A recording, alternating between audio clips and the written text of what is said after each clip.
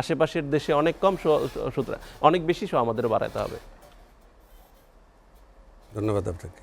আমি পোশাক নিয়ে যেটি নিয়ে বলছিলেন, যেখানে থামিয়েছি বলছিলাম, একসময় পুলিশ বাহিনী ছিল না, ব্রিটিশ আমলে লাঠিয়াল বাহিনী ছিল, ট্যাক্স ব্রিটিশ আমলে পুলিশ বাহিনী শুরু হলো, খাজনা আদায়ের জন্য। পোশাকই ছিল না, প্রথম শুরু হলো সাদা পোশাক দিয়ে, যে পুলিশ বাহিনীর ওই সাদা পোশাক পড়তে হইতো, হাফ প্যান্ট ছিল। তার পরবর্তীতে দেখলো যে না, সাদা পোশাকে ময়লা হয়ে যায়, তারপরে আস্তে আস্তে বিভিন্ন রঙের পোশাক তৈরি করা শুরু করলো, এটা ব্রিটিশ আমলের পর থেকে। তো এখন পোশাক পরিবর্তন 2004 সালেও করা হয়েছে, 2016 সালেও করা হয়েছে। পোশাক পরিবর্তনের আগে চরিত্র পরিবর্তন করতে হবে। পোশাক পরিবর্তন জরুরি না, পোশাক পরিবর্তনটা জরুরি না, চরিত্র পরিবর্তন করতে হবে, কাউন্সিলিং করতে হবে। এই যে সরকারি চাকরি, যারা আলামত কি আছে? জি, সেটির কোনো আলামত কি দেখতে পাই? আলামত আপনি না করলে হবে কিভাবে? আলামত তো এখন আছে, করতে পারে না। না, সরকার সেরকমের পদক্ষেপ নিচ্ছে, সেরকমের সরকার সেরকম পদক্ষেপ নিচ্ছে না বলেই তো সরকার ডে বাই ডে একটু বিতর্কের দিকে যাচ্ছে, জনগণের আস্থার জায়গা থেকে সরে যাচ্ছে। এই সরকারের অনেক কিছু করার সুযোগ আছে। আপনি 1911 সালে তিউনিসিয়া, 1911 সালে সরি 1911 সাল না 2001 সালে তিউনিসিয়া বিপ্লব যেটি হলো জেসমিন বিপ্লবে তিউনিসিয়ার সরকারের পতন ঘটল। পতন ঘটার পরে সবচেয়ে বড় দল ছিল এন্নাহদা, ইসলামী দল। ওই ইসলামী দলটি দাবি করলো যে এখন যদি ভোটাভুটি প্রচলিত আইনে আমরা 80% ভোট বেশি পাবো। তখন ছোট ছোট দলগুলো চিন্তা করলো যে না, এদেরকে তো প্রচলিত আইনে ভোট দিতে দেওয়া যাবে না। তখন তার আনুপাতিক হারে ভোটের চিন্তা করলো, ছোট ছোট ইসলামিক দলগুলো সহ আনুপাতিক হারে বাংলাদেশে ওরকমের দাবি উঠছে। ভোটাভুটি হলো, ভোটাভুটি হওয়ার পরে সকল দলের সম্পৃক্ততা কিন্তু একটি সরকার গঠন হলো। সেই দেখে তিউনিসিয়া বেঁচে গেল, তিউনিসিয়া কিন্তু বেঁচে গেল। কিন্তু আবার একই সাথে মিশরের সরকার পতন হয়েছে, মিশর কিন্তু ঘুরে দাঁড়াতে পারেনি। 250-টিরও বেশি ডিজাইন অপশন নিয়ে ওয়ালটন স্মার্ট ফ্রিজ, বোঝে আপনার প্রয়োজন। শুধু অনৈক্যের কারণে, ঐক্য হয় নাই। আজকে যে আপনারা এত বড় বড় সিদ্ধান্ত নিচ্ছেন, আপনারা যে জাতীয় ঐক্যের ডাক দিচ্ছেন, জাতীয় ঐক্য কাদেরকে নিয়ে করছেন? 48টি নিবন্ধিত দল, আপনারা কয়টি দলকে ডাকছেন জাতীয় ঐক্যে? সামাজিক ফ্লেভার যাদের আছে, সোশ্যাল ফ্লেভার যাদের আছে, এনজিওদের যাদের ফ্লেভার আছে, সাংবাদিক ইউনিয়নের যাদের ফ্লেভার আছে, সবাইকে নিয়ে বসে জাতীয় ঐক্যের ডাক দিতে হবে, সবাইকে নিয়ে আলোচনা করতে হবে। আজকে পোশাক বদলে আলোচনা করেন, আজকে আইন করেন, আজকে সংবিধান পরিবর্তন করতেছেন। স্বাধীনতার পরে এই পর্যন্ত 17 বার সংবিধান পরিবর্তন করা হয়েছে। আমাদের হুসাইন মাহমুদ এরশাদের সময় 181টি আইন করা হয়েছে। এই যে ইসলামকে রাষ্ট্রধর্ম করা হয়েছে, এটাই কিন্তু আইনের মাধ্যমে করা হয়েছে। 181টি আইন করেছেন, কথা বুঝছেন? এই যে ডাকা বানান DHA ডাকা, এখন এটা ছিল DACC ডাকা, এটাও কিন্তু আইনের সংসদের আইনের মাধ্যমেই করা হয়েছে।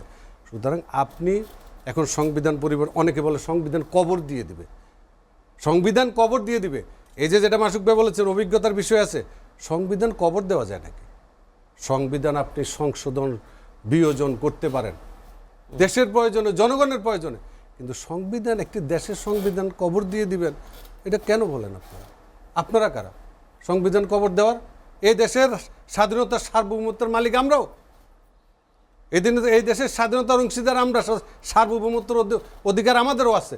যে 48টি নিবন্ধিত দল আছে, সবাই এদেশের সার্বভৌমত্বের মালিক। সুতরাং আপনি কাউকে ডাকবেন না, তা হবে না। কিন্তু তাহলে জাতীয় ঐক্য হবে না, এখানে অনৈক্য।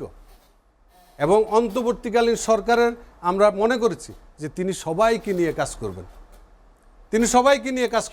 কিন্তু শুরুতে দিয়েছিলেন, এয়ারপোর্টে এসে সেই বার্তা দিয়েছিলেন। আমাদের জাতীয় পার্টিকে ক্যান্টনমেন্টে ডেকেছেন, আমাদের জাতীয় পার্টিকে রাষ্ট্রপতি ভবনে ডেকেছেন, আমাদের জাতীয় পার্টিকে যমুনায় ডেকেছেন। তার পরবর্তীতে কাদের দাবির প্রেক্ষিতে আমাদেরকে ডাকা হয় না? তারা কারা? সরকার যদি ছাত্রদের কথা চলে, তাহলে সরকার বসছে কেন? কালকে বাংলা মোটরে 2 ঘন্টা রাস্তায় জ্যাম কেন? ওই সমন্বয়ক ঝগড়া লাগছে, দুই গ্রুপের মধ্যে লাগালাগি। হ্যাঁ, ছাত্ররা পড়ার টেবিলে থাকবে, ছাত্ররা বিশ্ববিদ্যালয় কলেজে থাকবে, আজকে এই ছাত্ররা আন্দোলনে কেন? আন্দোলন সরকার পতনের আন্দোলন আর সরকার চালানো এক জিনিস নয়, এটা ইউনূস সাহেবকে মনে করতে হবে। যাদেরকে মুস্তফা সরোয়ার ফারুকের মতো লোককে উপদেষ্টা বানায়, কোথা থেকে আসলো এই লোক? কোন কারণে আসলো আপনি জানেন? এই ফিল্ম ইন্ডাস্ট্রিতে যদি কোনো নোংরামি শুরু হয় তাহলে এই মুস্তফা ফারুকের হাত ধরে শুরু হয়েছে। আজকে সে হলো বাংলাদেশের একটা কি সাংস্কৃতিক মন্ত্রণালয়ের উপদেষ্টা। এগুলি হয় নাকি? লেখাপড়ার যোগ্যতা, হ্যাঁ, এগুলি হয় নাকি? আপনি দেখেন, আমি আজকে উনি লেখাপড়ার একটা কথা বলছেন, এখন আরেকটা ভালো কথা, এটা আমি টকশোতে আরো 2বার বলেছিলাম। একজন সংসদ সদস্য, আরে ভাই, সরকারি অফিসে একটা চাকরি করতে গেলে একটা পিওনেরও একাডেমিক সার্টিফিকেট লাগে, শিক্ষাগত যোগ্যতা চায়, অভিজ্ঞতা চায়। আর আপনি সংসদ সদস্য হবেন, আপনার কোনো ন্যূনতম একাডেমিক সার্টিফিকেট দরকার নেই। সেটি নিয়ে এটা ন্যূনতম গ্রাজুয়েশন থাকতে হবে। হুসাইন মাহমুদ এরশাদ প্রাদেশিক সরকারে ডাক দিয়েছিলেন, আজকে উনি 8 বিভাগে ডেকেছিলেন, আজকে এখন 4 বিভাগও চিন্তা করতেছে। অনেক ধন্যবাদ, অনেক ধন্যবাদ। অনেক পরে হলো ওনাদের মাথায় এসেছে যে না, এই দেশে প্রাদেশিক সরকার দরকার। 6টি হাইকোর্টকে 6টি বিভাগে হুসাইন মাহমুদ এরশাদ স্থানান্তর করেছেন। শুনেন, এই যে সরকারি কর্মকর্তা, হ্যাঁ, সরকারি কর্মকর্তাদের কথা বললেন, নন স্কিল, দলীয় সরকার ক্ষমতা আসার পরে দলের এই নন স্কিল লোকজনকে নিয়োগ দেওয়ার কারণে এই ভূমি জরিপ হয়, ভূমি জরিপ হয়, একজনের ভূমি আরেকজনের নামে তুলে দেয়, একজনের ভূমি আরেকজনের নামে তুলে দেয়। তারপরে কোর্টে আজকে 1 যুগ, 1.5 যুগ, 2 যুগ দৌড়াইতে থাকে।